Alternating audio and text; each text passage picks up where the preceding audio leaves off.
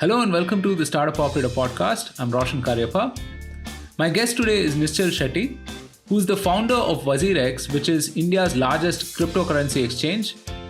Nischal is a serial entrepreneur and is among the most passionate and articulate voices in the growing crypto community in India. On this podcast, we spoke about how WazirX was founded, the economics of running an exchange business, building and scaling trust in a new category, what it takes to operate in a space that has a lot of misinformation, why India should adopt crypto, the move from traditional to decentralized finance, and of course, Nischal's plans for the future with WazirX. This is a fascinating insight into someone who's at the forefront of this crypto revolution in India. I hope you like it. Hey Nischal, welcome to the Startup Operator podcast. Thank you so much for making the time. Hey Roshan, thanks a lot for inviting me on the podcast. Glad to be here. Yeah, glad that finally we can chat. So Nischal, everyone knows you as the founder of WazirX, but of course you also run this other business called Crowdfire. So let's start with that, right? So how did that happen? What's it like running two businesses? Sure. So just to be clear, I don't actively run Crowdfire anymore. I moved on to WazirX when I was launching WazirX in 2018. But Crowdfire was my first startup, and that I started around 2011 when I went full time with that. And that happened to be, it was not like a startup where I said I'll build a startup and then quit my job. It was more of a side project for me, which I used to do with my day job. And that sort of bubbled up into a fast growing business. And I had to eventually quit my job to run it full time because it was sort of making me more money than my job was paying. So I just quit. But in the case of WazirX, it was more of an informed choice and decision to build a startup and build a team around it and then build it. So two different things, but I think it's good to have experience both. One is where you are forced into a startup, like my first thing, and the second is where you look into the market and you realize that there's a need for a particular product, and you can compete better in an existing market, and then you jump in. Right. So WazirX is the more deliberate choice in some sense. Yeah. That's correct. It is more also from like we were not the first exchange in India. In fact, we were probably seventh or 10th exchange to launch. But when I experienced all the other exchanges back then in 2017, late 2017, I realized that it's not a solved problem in India where you could easily buy or sell Bitcoins. And with that in mind, I did further research, and then that thesis just seemed to grow stronger and stronger when I looked into the market. And then I decided that we should build something here. So that was more like an informed choice. And the first one was more like a hobby thing, which where I just kept building stuff for myself, and then it just happened that others wanted it. Right. Okay, so let's retrace to the genesis of WazirX itself. What is that one moment that led you to starting WazirX? I mean, there was a Mint op-ed recently, where you talked about your experience with the tech giants and so on, right? So could you elaborate a little bit on that? Yeah, so see, there's no one moment. I think it's a culmination of multiple things and all of them converging together. Since you're referring to the Live Mint article, so one of the thing was this my first startup, Crowdfire. It relied heavily on the APIs by Twitter and Instagram and Facebook. And in 2011, 12, when we were building it, all of these platforms were very supportive about what we were building, and they were helping us out whenever there were bugs in their platform. But in 2016 and 2017, these very startups started changing the rules of their APIs and changing the way you could do things on top of that. Mostly, I would say it's because of their own intentions to monetize their traffic, where when whatever third party products were built on top of them, which were not aligning with their business goals, they started cutting them out. And you've seen this happen to even large company like Zynga and all. So we were not an exception. But then I realized that these companies call you when they want you, and they'll just change the game whenever they want to. And this is where decentralization was something that looked very attractive to me, because as a software developer, I saw an ecosystem where I could build whatever I want without any permission needed from anyone. And it was not just about that. It was also the fact that if you look at the centralized model, only if you know someone will most of these companies want to work with. If you're a no one, if you're a small software developer from India, nobody really cares. They won't return your emails. They won't even get in touch with you. But in decentralization, you don't have to worry at all. You can be anywhere in the world, and you could build, and you have access to the same set of, I would say APIs and software tools that anyone anywhere else in the world has. So it's a level playing field, decentralization, and that was like the first motivation. The second was me myself trying to buy Bitcoin in India, and I realized that it took me 3 or 4 days to buy my first Bitcoin in 2017, and with a lot of hardships and with the prices already having gone above what I wanted to buy it. And then apart from that, I also saw that in the market, there was a trust deficit. What that meant was you could find enough exchanges to buy from, but you could not really trust any one of them. And the reason was because you could not even tell who the people behind it were. They were, non-existent. And I realized that if you're going to build a financial product, especially in a non-regulated market, see, in the regular financial market, you will look for licenses. And when an institution has a license, you'll be like, okay, I trust this. But in a non-regulated market, you're going to look at other things like who are the founders, who are the team behind it, how good are these people, how reliable are these people, and that was really hard in India. So with these things in mind, I got into building WazirX, and I think we've done it well. Like if you see, one of the most outspoken founders in the startup ecosystem in the crypto ecosystem in India. And that has helped a lot in building trust amongst our customers also. In fact, we are India's most trusted exchange today. And you run any poll, people, we always stop it because we've been very, I would say, adamant on the fact that we will always be in front of our users. We don't want to be hiding behind some brand name, but we want to be in front of our people. And we do that as an exchange. It's funny that you should mention that. The reason I invested in WazirX was the same thing, right? So I went and wanted to find out who the founder was. So I remember checking your LinkedIn, then checking your Twitter feed, and then making the investment, right? I mean, it's so weird. Right. So, people talk about category creation in terms of, let's say, some SaaS software and this and that. But crypto takes category creation to a whole other level, right? And in this sort of a new category, as you rightly mentioned, building and kind of scaling trust is super important. What are the ways you're building trust in your entire business? And what would you advise others in the whole crypto ecosystem itself to do in order to build more trust? Right. See, I think the first most important thing, touching upon our previous answer, is the fact that end of the day, humans trust humans. You're not going to trust a machine. You're not going to trust a product, a brand name, as much as you would trust a person that you really know or have at least seen or heard of.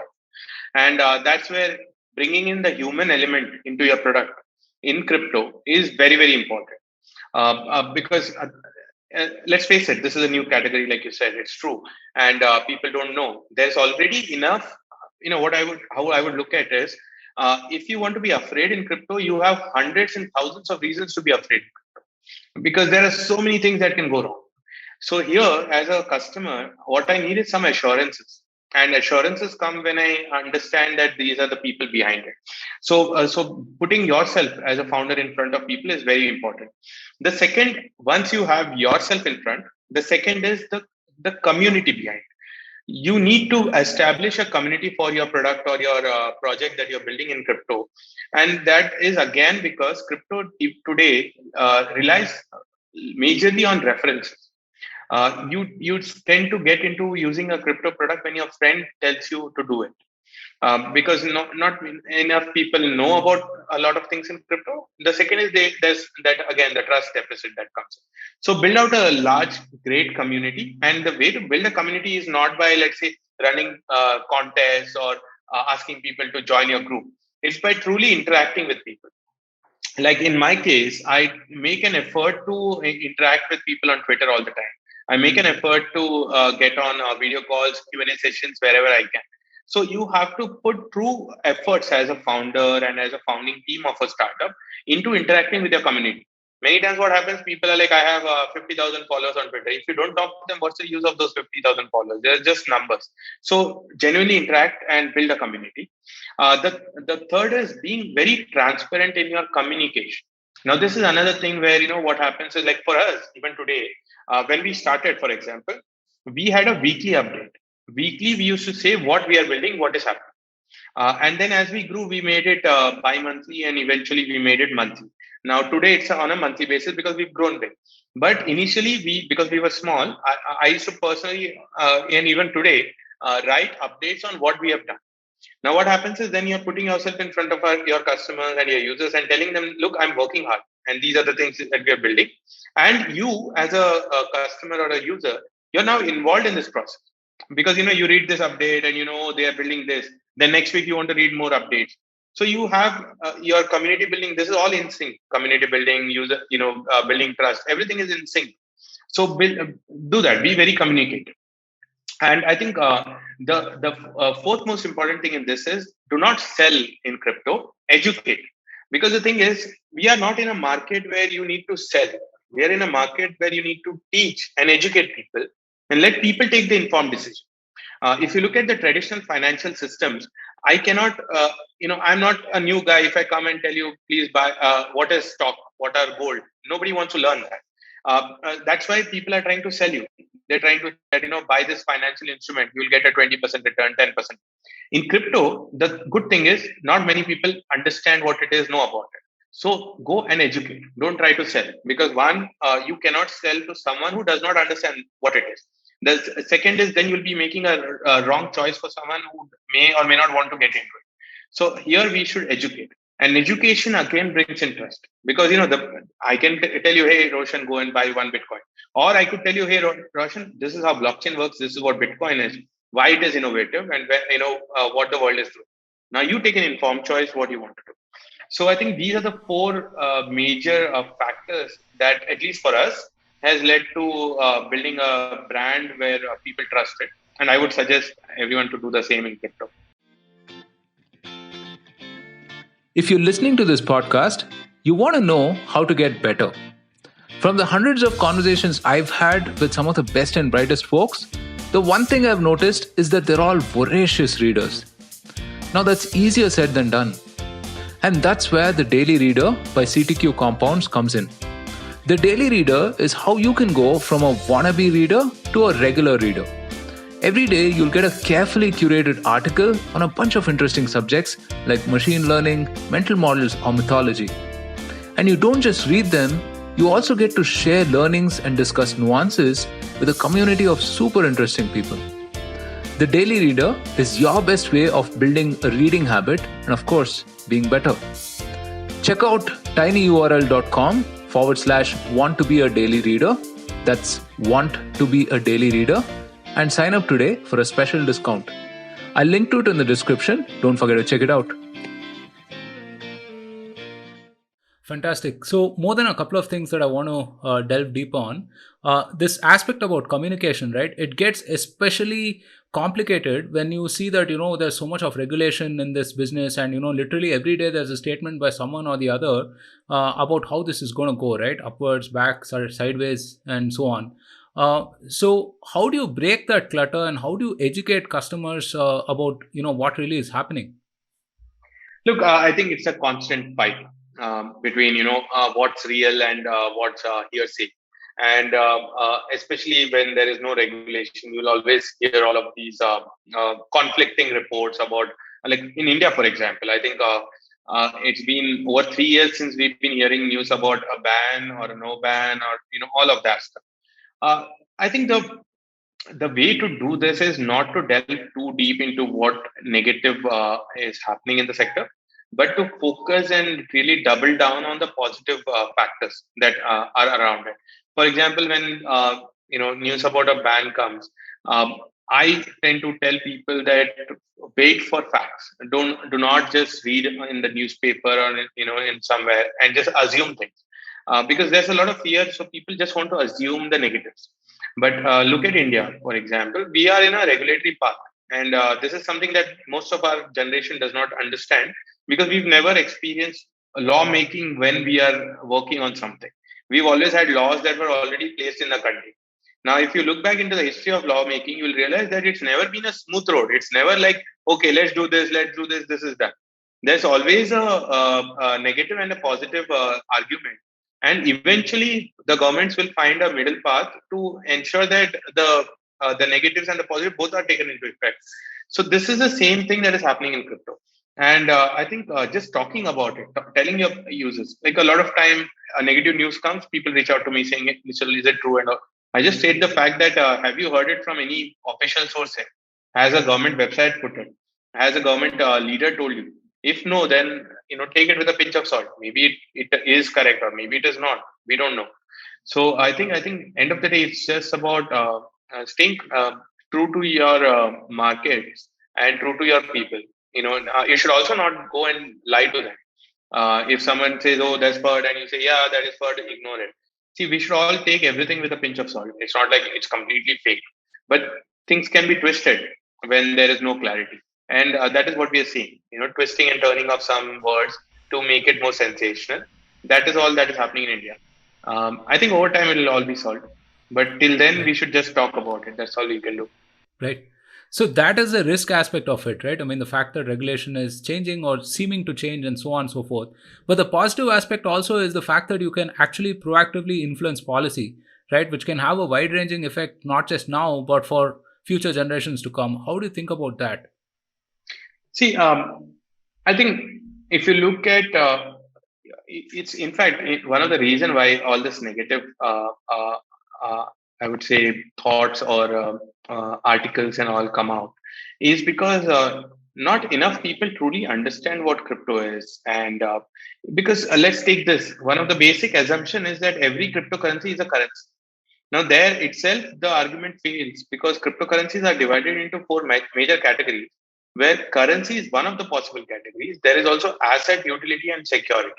So you have four kinds of crypto. They are cryptocurrency, crypto asset, crypto utility, and crypto security. But whenever someone who does not understand and wants to talk negative, what they do is they just simply say cryptocurrency is going to fight with the INR, so let's ban. So I think the lack of understanding is probably one of the major reasons, and I would say, in fact, it is the major reason why it's negative. So how do you tackle this is by education. You have to make sure that everyone, not just people around you, but people around the country get educated into what crypto is. Face it this way. I'm yet to come across someone who truly understands the technical aspects and what crypto is, and then says, no, let's ban crypto or let's stop it. So that's one. I think internally we have to educate. Now, the second is let's look at it from an external point of view. We are in an industry where globally every country is talking about regulation. See, if let's say 20, 30 countries had banned crypto, I would say we should be a little skeptic. But here, majority of the nations around the world are talking about regulation. So in that respect, you do have the whole confidence that when every country is going to regulate crypto, India is definitely going to look into that and probably go in that direction. So I think these two or three factors help shape what the future can be, and you should just be determined that this is the future we will build and go in that direction. That's what I'm doing. Like, I cannot just because someone's saying negative, someone's saying crypto will be banned, I cannot just give up because this is such an amazing technology. And you look at India, we have succeeded because we are a software nation. You remove the software part in the last 20 years, how would the progress of the nation would have come? This is a major part that has led to progress. Now we have a similar opportunity with crypto. This is like the 2.0 of the internet world, and if we don't take this opportunity, we will lose a large market share. But here, the problem is everyone says someone will do it. You know why? Because we are used to someone doing it. But now is the time where we are that someone, and we have to be involved. We cannot just be sitting on the sideline and hoping that someone does it. Even I've been used to this before, where I used to think that someone will help out, someone will do it. That someone is going to be us this time. And I think we should all be involved here to make sure that India gets in the right regulatory approach for crypto, not go into a negative direction and then lose out as a nation. Right. I think historically, if you look at it, India has always leapfrogged technologies, right? We leapfrog desktop to mobile, right? We leapfrog to internet, and so on. I kind of see crypto being somewhat similar in some sense, right? Because if you look at it over the last 10, 15 years, mutual funds, for example, there's been such a campaign by all of these guys to, evangelize mutual funds. And if you look at financialization in India, less than 5%, or I think even less, maybe 2.5% invest in equities, right? So who knows? I mean, maybe directly they would leapfrog to crypto as an asset at least, right? Yeah, absolutely. I mean, look at it. I think there are about 50 million people in India who are into the whole equities markets. And in crypto, we already have 10 million plus people who hold crypto. You understand this. It's just 4 5 years of crypto in India, and you already have 10 million people.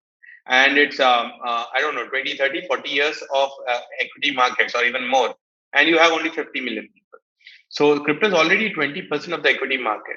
And if you look at this rate of growth, I think in the next 3 to 5 years, it's going to overtake the equities market by a large margin. And like you rightly said, I think that reference is really, really smart to say that we as a nation tend to leapfrog and not stick to older technologies and older ways of doing things. But and this is because we are rich, we're more of a young nation, and youngsters don't want to be tied into what older generations were doing. And I'm not talking of myself, I'm probably older, but I'm talking about the 20 to 30-year olds.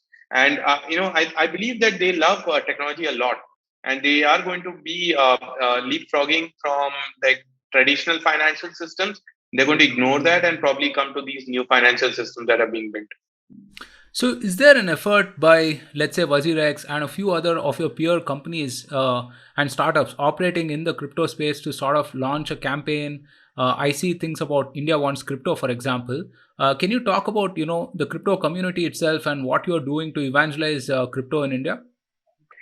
See, we are doing a lot of things in a lot of areas. So the first is like, what are we doing publicly? The India Wants Crypto campaign is something that I started in November 2018, and I've been tweeting every day. It's been now over 870 days.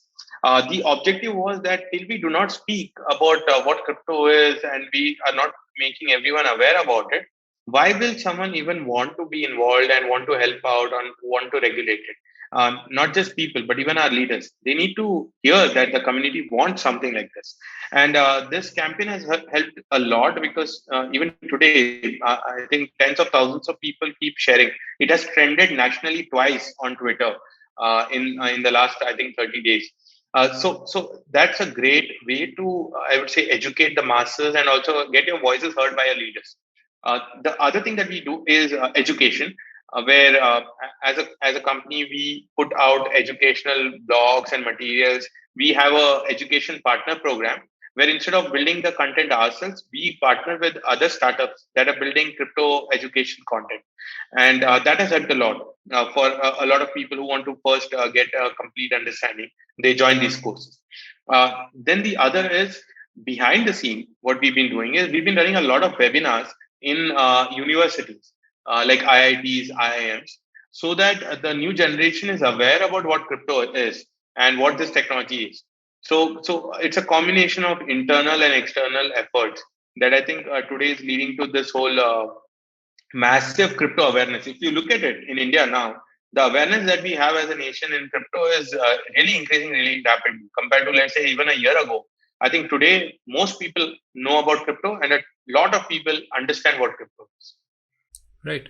And I guess, I mean, we're able to understand some of the technical nuances also because of the engineering, mass of engineers that we have here, right? And the history. Right. One of the biggest in the world, one of the largest in the world. Yeah. So I think we should, this is the thing. This is our domain. Software is our domain as a nation. And, we should grab every opportunity instead of staying on the sidelines and letting our competing nations go ahead. We should double down on what our strengths are. And I think we are a software nation. Once we embrace that, I think we are going to be really leapfrogging in crypto, and we'll probably be one of the largest crypto countries globally. Right. Okay. So let's shift our gaze towards the business itself, right? So run us through, the economics of your business itself. So how does WazirX make money? So of course, I mean, there should be a transaction fee. Also, do you have some premium services? And can you talk us through those elements of your business? See, the revenue model in an exchange business like WazirX is very straightforward. It is that transaction fee that we charge every time there's a buy or a sell trade. And we charge anywhere from 0.1% to 0.2%, depending on a variety of factors. But that's the most easiest and the straightforward business model. The challenge here is how do you ensure that you have more and more users coming in and you have the best liquidity and you have enough traders trading on your platform. And that is what we are doing. Like today, we have the largest liquidity in the INR market in India. We are the largest. We have the largest volumes of trading volumes in India. We have, I think, probably one of the largest active trading users in the country. So I think when you do that, when you just focus on your customers and what they want, revenues in an exchange business are very straightforward. Like you don't have to really think too hard about the business model of this because this is an age-old business. If you look at it, even the equities market Yeah. works on this. So it's an established business model. The thing that is not established is how do you grow the market? How do you reach the right customers? How do you give them the right kind of features and products they need around it? I think that is where the challenges lie in this business.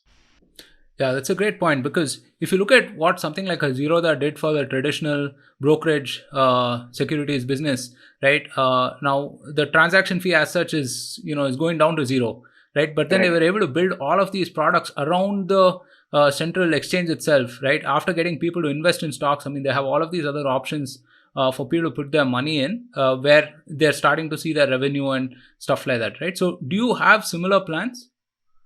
Yeah, absolutely. See, we do intend to build a lot of these supporting features around crypto, and the good thing is that crypto has a lot of opportunities to build these products around the whole crypto ecosystem, the whole trading engine. For example, you could build staking, you could build savings products. You can also there's an entire futures product that we haven't yet built. So there are quite a few things to be built around this, but the way to go there and the path to do that, I think that is something where we as a company are thinking differently. We first want to make sure that we ensure that anyone in India, if they want to buy their Bitcoin, they should be able to do that fastest, under 5 minutes. And we've been constantly working on improving that. And from external fact, it might seem like what's big in this, but that's a really hard problem to solve because there are tens of hundreds of things that can go wrong when someone buys their first Bitcoin. So we want to first solve for that. And as that is being solved, we've now started parallelly building new feature sets. But until now, we've been really solving the whole entry and exit point for people in India, and it's a hard problem to solve for a variety of reasons. But I think I'm proud to say that now maximum of our people users who come in are able to buy their first Bitcoin under 5 minutes. And we want to continuously increase this so that 95% of the people or 99% of the people can do it eventually. Right. Okay, let us take a peek into WazirX operational and functional side, right? So, how are your teams structured? What do different people do? And what is top of your mind every day while you run WazirX? Sure. I think, see, we are structured like any other company should be. We have our product and tech team, then our marketing team, our support team, our finance and legal and compliance. And I think the thing that we do differently is we as a company have taken a conscious effort to make sure that everyone in the company gets as much freedom as they want, and with that, the only thing is they'll also get more responsibility. So we work on a freedom and responsibility model where instead of me having to tell people, do it this way and that way, we just set targets and people want to achieve it. So we also, when we hire, we make sure that we hire people who are independently capable of doing things on their own. We consciously stay away from where people need guidance or helping hand in doing their work because we are just not equipped for that. It's not about anything, but we are just not equipped for hand holding because we don't have the time or the energy right now because there's a lot going on in the company. So we are building a team of people who are self motivated and can self deliver. And when you build up that, and when you make sure that your talent density with every hire is increasing, you have an amazing team. And I think I'm proud to say that that's the case out here. which is why I can focus on what I do best. And that is making sure that India participates in this whole crypto revolution that's happening. And I do that by attending podcasts like this, and also tweeting about what's happening in the sector, and parallelly also meeting as many leaders in the country, and the right kind of people who can help us go in that right direction. So I think lot of my time is spent on externally on the whole, I would say, regulatory and education direction. Internally, it's more about I see myself as a guy who can unblock things for you. So if you are running something within the company, and you hit a roadblock, I can probably help you remove that roadblock, and maybe help you with funds. I don't think I can help more than that. But yeah, I think I do that really well. Okay. Shout out to your team for enabling this. I mean, really, thank you for that. All of you listening. So, see, trust is the center of your business, right? And we've spoken about it more than a few times. How do you ensure that there are enough checks and balances, systems and processes to ensure that that trust remains while you are scaling rapidly and while you're being innovative about how you're running this business?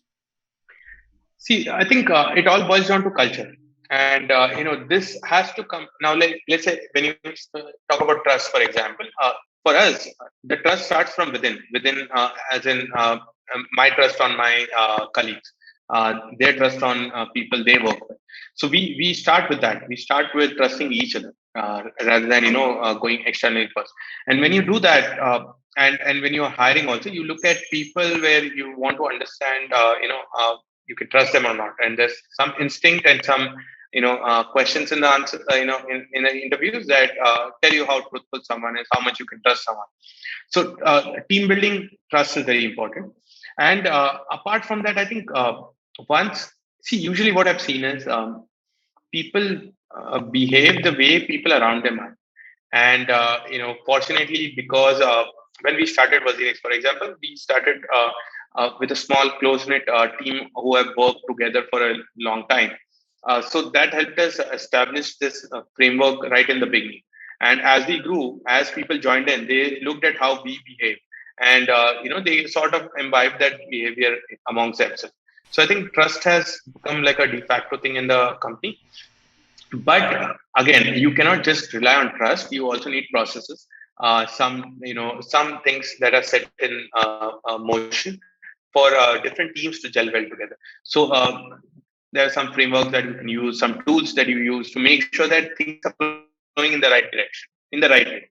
And when you do a combination of this trust and some processes, I think you'll be able to establish the right trust in the markets also.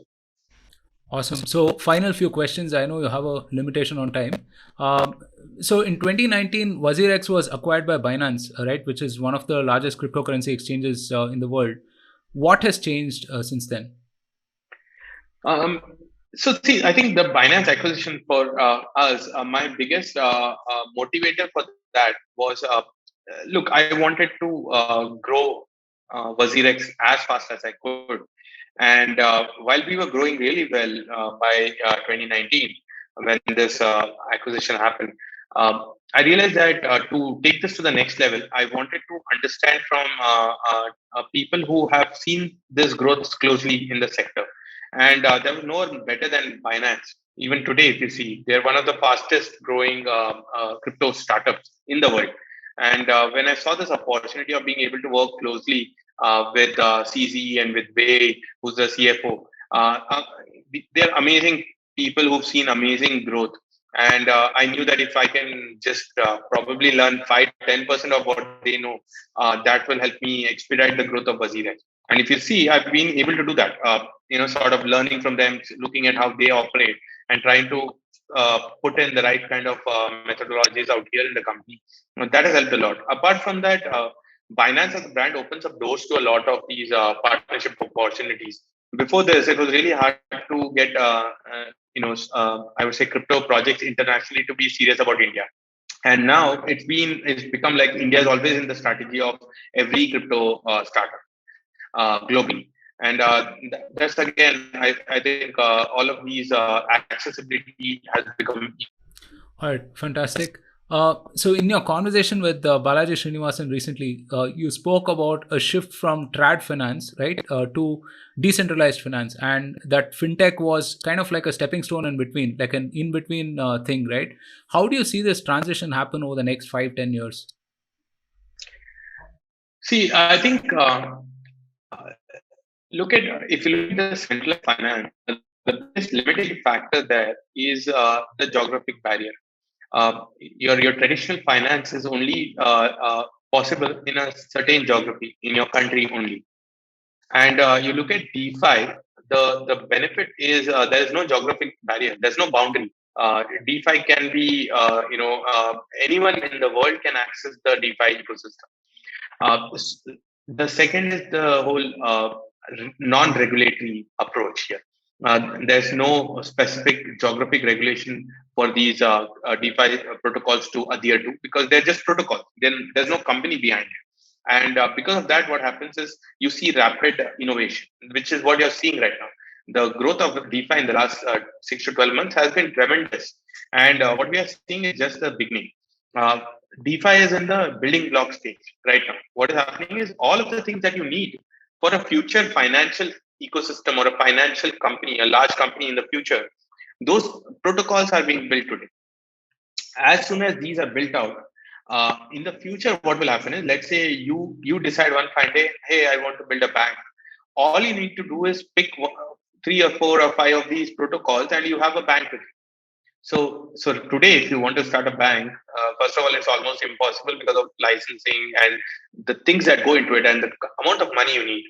But maybe 3 to 5 years down the line, a software developer sitting some village in India also can dream of starting a bank, and it might take him 24 hours to spin up a bank.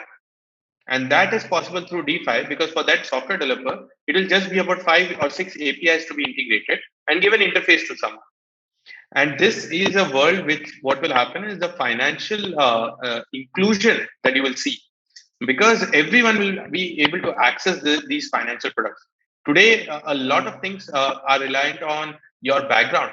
Can you imagine to get a loan? Educational background is also checked, which means someone who's not really well educated has a lower chance of getting a loan just because of some background where they had issues. But in DeFi, it's a leveler where based on certain parameters, everyone will be able to get access to these financial products. So the I think the advantages are right in front of us. The only thing missing is that it's still in the building phase.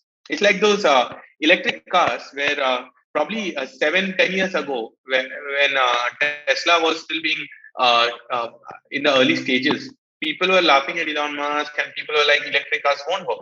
And today, everyone wants an electric car, and tomorrow, electric cars will be the only thing that will be on the streets, probably, because they're so much more superior that way. And there's the same thing that's playing out in this DeFi and your central finance. DeFi is so much more superior, but it's just that it's still early. It's still being built out, so it will take some time. Right. Uh, so I would love to delve deep into the regulation, the policy, and all of those elements, but I'm not sure if you have the time. So, in closing, right? So, what are your plans for the future? What should people be excited about? I think, see, crypto is exciting every day. You don't have to go too much into the future. There's something new in crypto every month. But a few things that I'm really looking forward to is one is the whole regulatory direction in India. I hope to ensure that our leaders and our government hear the people of the country and they set a path for clear regulations in the country in crypto, because the moment that happens, you will see tons of new startups in India in the crypto sector, because a lot of entrepreneurs are still waiting for regulatory clarity. I'm hoping that we see that. In terms of technology, I think the talk of the town is NFTs, and I think non-fungible tokens are going to be something that Indians would love it. Because we have a lot of artists in India, so I think first we'll see a lot of artists creating NFTs, and eventually probably the general population will start buying and selling NFTs as well. DeFi, I've always been bullish about DeFi. But in general, I think India, we are still in the stage one where we are still getting accustomed to crypto. as a asset class or as a utility. So I think we will, the next 12 to 18 months in India, the rapid development will happen in the entry point of crypto, which is, when you go from being a no coiner to buying your first crypto. I think that explosion has just started in India. It's just a beginning. The next 12 to 18 months is going to be very rapid growth for Indian crypto ecosystem. All right. So this was a fantastic conversation, Nischal. I consider the crypto community an island of misfits, right? There are all kinds of people, like a very wide range of people, right? And among them, I think you are one of our most articulate champions and spokespersons for crypto itself. I hope that your voice is heard in the far and wide. And this was a great experience talking to you. So hopefully we should do a follow-up soon and talk about the policy, regulation and other aspects. Thank you so much. Absolutely. Thanks, Roshan. Thanks a lot for having me on the show. Thank you so much for listening. If you liked this episode, then don't forget to subscribe to us on your favorite platform and share this episode with all of your fellow startup operators. Also, follow the Startup Operator on LinkedIn and Twitter for more updates. Stay safe, take care, and see you soon on a brand new episode of the Startup Operator.